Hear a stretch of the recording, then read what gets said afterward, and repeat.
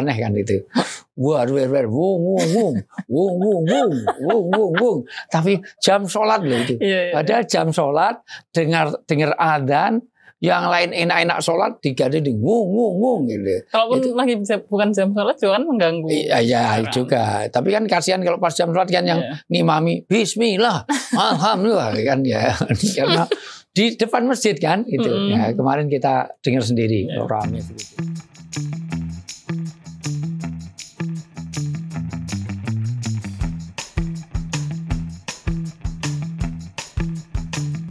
Assalamualaikum warahmatullahi wabarakatuh. Waalaikumsalam warahmatullahi wabarakatuh. Alhamdulillah kita hari ini kembali lagi ngobrol di FemCast, Family Podcast. Aku tanyain ya. Aku jawab ya nak. Oke. Alhamdulillah.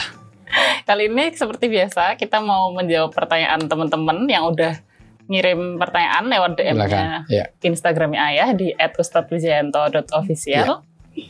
Nah kali ini pembahasannya seputar Isra Mi'raj. Isra Mi'raj ya. Gimana sih peristiwa Isra Mi'raj? Iya, kalau peristiwanya semuanya sepakat ulama sering Isra itu perjalanan mendatar dari Masjidil Haram ke Masjidil Aqsa.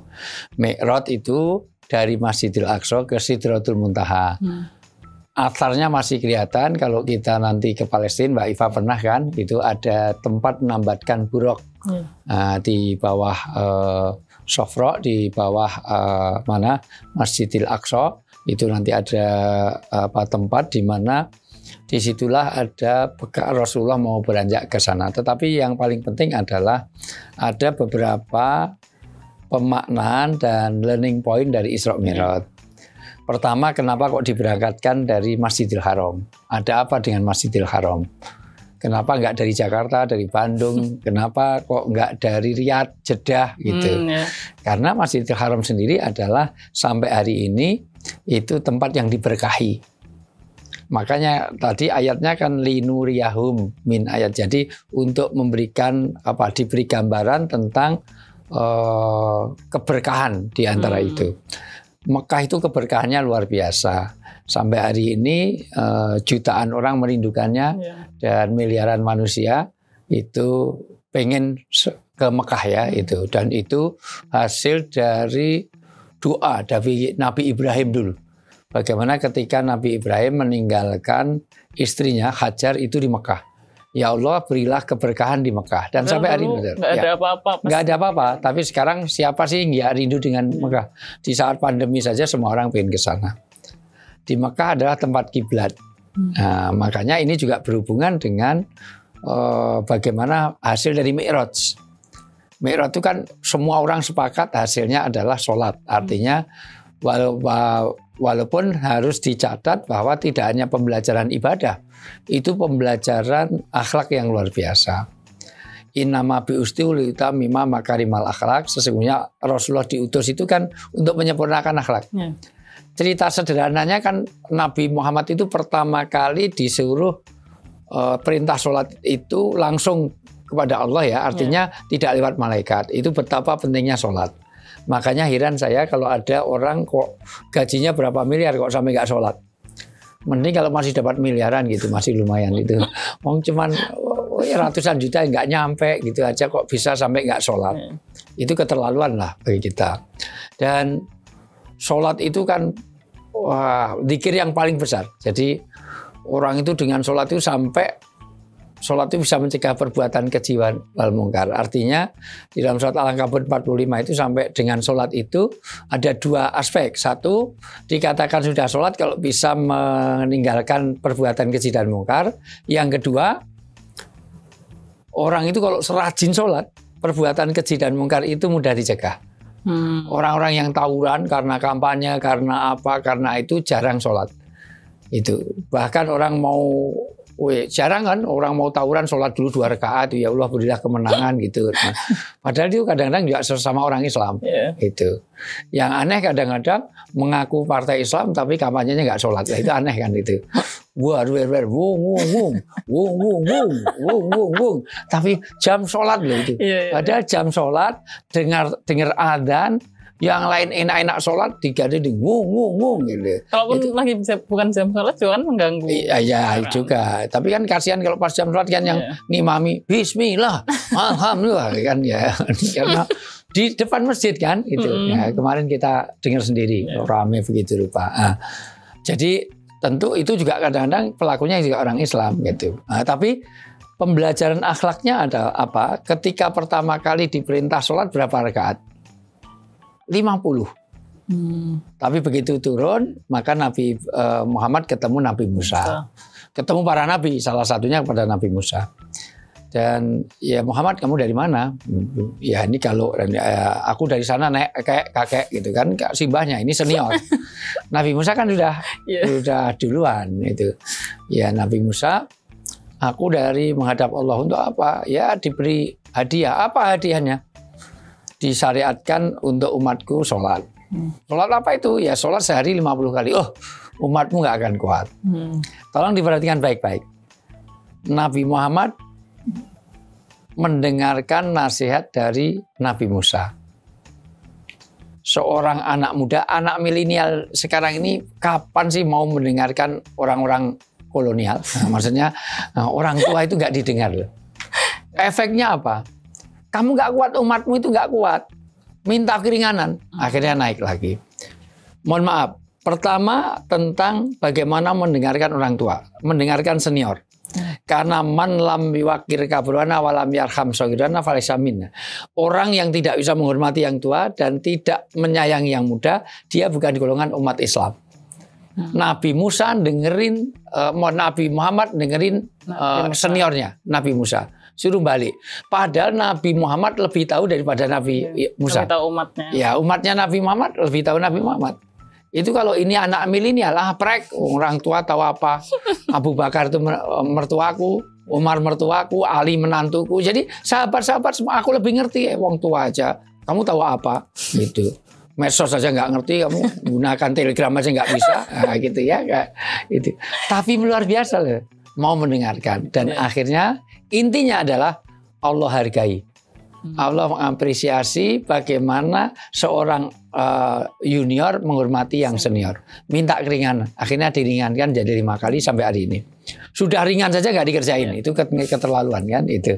Nah, maka Isra Mi'raj ini mengajarkan kepada kita semuanya betapa pentingnya sholat 5 waktu itu dan akhlak. Ternyata seandainya Nabi Muhammad tidak berakhlak, langsung cuaprek itu semuanya nggak didengerin, langsung turun 50 kali nggak ada kegiatan. Kita baru inana podcast adzan, kita baru makan belum selesai adzan, itu wah kehidupan kita susah sekali. Coba makan belum selesai karena kepedesan, belum minum udah adzan lagi, itu selesai itu semuanya tambah wirid dikirnya, sudah hari-hari cuman kita bisa bikin rumahnya di masjid semuanya. Karena memang berarti kan setiap setengah jam. Setengah jam. Iya, setengah jam adzan tambah iqomah 15 menit. Tambah sholatnya, ya sudah. Nah, luar biasa. Maka yang tidak pernah kita pikirkan adalah pembelajaran akhlak dari peristiwa Mi'raj. Dan almar'u bi'adabihi la binasabihi. Anak-anak milenial tolong diperhatikan, sahabat-sahabat semuanya, manusia di hadapan Allah itu yang dilihat akhlak budi pekertinya, bukan keturunannya. Makanya walaupun dia keturunan ningrat, dia darah biru, nggak bisa donor. Kalaulah dia tidak punya akhlak yang mulia, itu sampai dikatakan kunu kirodatan khosiin. Itu seperti kera yang hina. Itu kera dan hina. Itu luar biasa. Sudah kera aja jelek itu dan hina itu. Kera jangan lihat kameramen itu semuanya ya. Hinanya ya, keranya enggak ya. Artinya apa? Kera yang busuk itu luar biasa. Maka inilah pembelajaran akhlak selain sholat. Dan sholat itu nanti begitu pentingnya sampai tidak boleh ditinggalkan dalam kondisi apapun. Coba dibaca surat Al-Baqarah 239. Dalam kondisi perang saja, sholat ini boleh ditinggalkan. Lu perang loh ya. Dalam keadaan takut saja, orang tidak boleh meninggalkan sholat. Maka jangan pernah tinggalkan sholat. Cuman asik medsosan, asik main-main, jalan-jalan, shopping, clubbing, meeting aja kok sampai nggak sholat. Itu terlalu. Ya, tolong baca. Jika kamu takut ada bahaya, sholatlah sambil berjalan kaki atau berkendaraan. Jadi dalam keadaan takut, dalam keadaan bahaya loh. Dalam keadaan bahaya.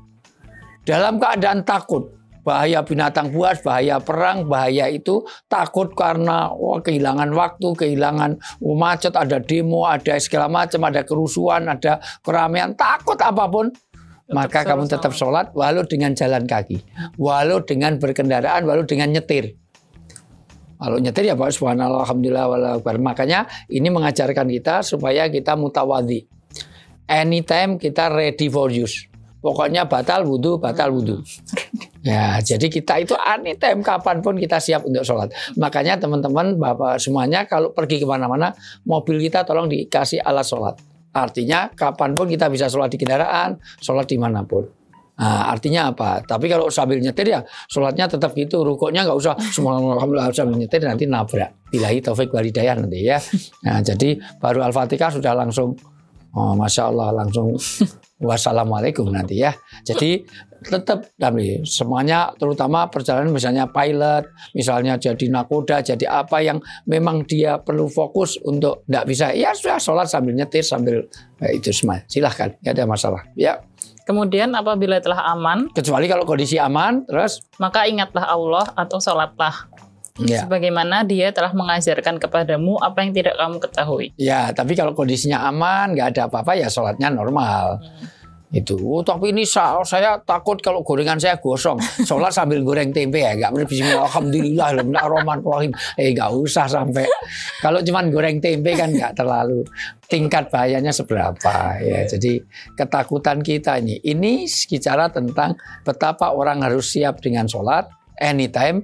Yang kedua, betapa pentingnya sholat, jangan pernah kita tinggalkan. Iya, ada lagunya. Nah, cuman kalau saya yang nyanyikan pasti akan kacau. Iya, sepohon kayu daunnya rindang, gitu. Rimbun. Ya, iya. Maka saya sengaja biar di ini. Gimana lagunya? Malu. Nah, itulah makanya. Ya, ini. Tolong di-insert ya. Di-insert ya. Oke, jadi salah satu pembelajaran terpenting dari peristiwa Isra Mi'raj buat kita sekarang itu adalah sholat ya? Utamanya pada sholat, tetapi ada juga nilai-nilai tentang akhlak tadi. Nilai-nilai kenapa kok Mekah, kenapa kok Aqsa. Dan sampai hari ini, kenapa Rasulullah sampai mengatakan jangan kamu berpayah-payah untuk mengeluarkan dana, tenaga, pikiran kecuali mengunjungi 3 masjid. 1 Masjidil Haram di Mekah, kedua Masjid Nabawi, masjidku kata Nabi, dan yang ketiga adalah Masjidil Aqsa. Sekarang umat Islam harus banyak-banyak ke Aqsa, karena kalau nanti nggak mau ke Aqsa, nanti diambil orang lain. Masjid Aqsa itu miliknya umat Islam, dan itu sudah diputuskan oleh UNESCO. Itu ya, artinya bahwa itu warisan budaya dan juga memang miliknya umat Islam. Aqsa itu, ya. Oke. Jadi menyambung tentang pembahasan Isra Mi'raj, ini hari ini pertanyaannya tentang Isra Mi'raj dan sholat. Iya. Pertanyaan pertama, Ustadz izin bertanya, sebetulnya bagaimana seharusnya kita dalam menyikapi adanya perayaan Isra Mi'raj dengan adat tertentu? Bolehlah kita mengikuti atau sekedar menontonnya? Pertama, kalau ada perayaan kaitannya dengan Isra Mi'raj itu sebetulnya tidak ada syariatnya. Artinya di zaman